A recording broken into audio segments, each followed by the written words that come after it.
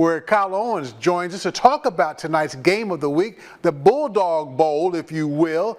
It was a doozy. We knew it would be a doozy. We even said it in our script tonight. That's the kind of game it was. Let's join Kyle, because he had the front row seat on the sidelines and was probably dodging a few players as well. Hey, big guy, how you doing? Hey, I'm good, MC. How are you doing? I'm doing all right. You have been to back-to-back game of the weeks where the excitement was off the charts. Talk about tonight's version of what you got a chance to see. Well, it was really a tale of two halves, and it was Carthage being Carthage. Like, we know Carthage is a really good football team, defending state champs, 10-time state champs. They did Carthage things again, but it started out early. Chapel Hill took the lead early on with a 7-0 score right off the bat. 3 plays into the game, Chapel Hill's up 7-0.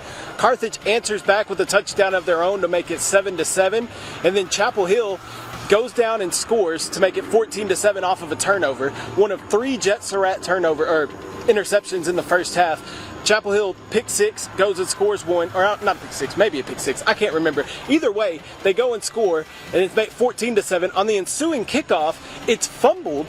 Chapel Hill recovers, goes down, scores again, so they're up 21-7. Carthage on the ropes early on, and then the Carthage Bulldogs got back to KJ Edwards, running the rock. He scores, makes it 21-14. Then you get another touchdown, makes it 21-21. Right before halftime, though, Chapel Hill scores with about 40 seconds left to take a 28-21 lead, and you're thinking, okay, Chapel Hill's going to hold this lead at halftime. Carthage says not so fast, and they take a squib kick all the way to the house on the kickoff return to tie it up at 28 at half. But Coleman, in the second half, it was all Carthage Bulldogs. Chapel Hill had 3 possessions in the second half. 2 of them ended in interceptions, including 1 pick 6. Carthage just got back to running the ball. KJ Edwards, Benny Smith on the ground, just bulldozing in the second half. Really wore down the Chapel Hill defense that had really played pretty decently throughout the night. So they also forced 3 turnovers in the second half, did Carthage. So really just Carthage coming out and playing Carthage football in the second half to let them pull away to a 56-34 win. But I'll tell you, Coleman, this Chapel Hill team is athletic. They got some athletes on this squad, and they're going to be a problem in district play for sure. And I think where Coach Reardon and his staff, what they're going to focus on is finishing. They're taking care of business. They're not going to meet too many Carthages left on the schedule. They're just not going to see any more Carthage-type teams for the most part. But I think that's what they have to work on, because they know they can play. They know they can play with the likes of a Carthage because they jumped out the way they did. And KJ Edwards, what can I say? Isn't he committed verbally to Texas A&M, I think? Yeah. Listen to this, Coleman. He is committed to A&M. So guess who's going to be teaming up next year? Terry Bussey and KJ Edwards. And don't forget about DeQuivis Beck here. That's also a Carthage Bulldog. He's going to A&M next year. A&M might be a problem down the road. We got some East Texas talent over there. Wow. Well, I'll tell you what. I think about Coach Surratt. He knows how to get his guys ready. They're always prepared. That team is always prepared, even when there's adversity.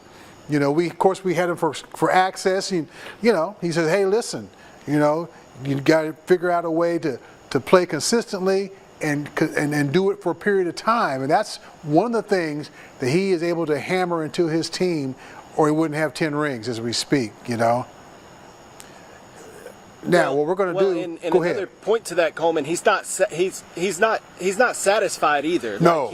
After the game, he told the kids. He said, forget about that scoreboard. He wasn't happy. He wasn't happy after the game. I'm sure you heard it in the post-game interview. He wasn't happy with the penalties at the end, the mouthing that they were doing. Like he is not satisfied with just beating a team by 22. He wants the little things done correctly, and that's what makes him such a great coach, I think. Well, you didn't know it, but you just gave us a tease for the post game. So that's what we're going to toss to Alex Weister, caught up with Coach Surratt after their win.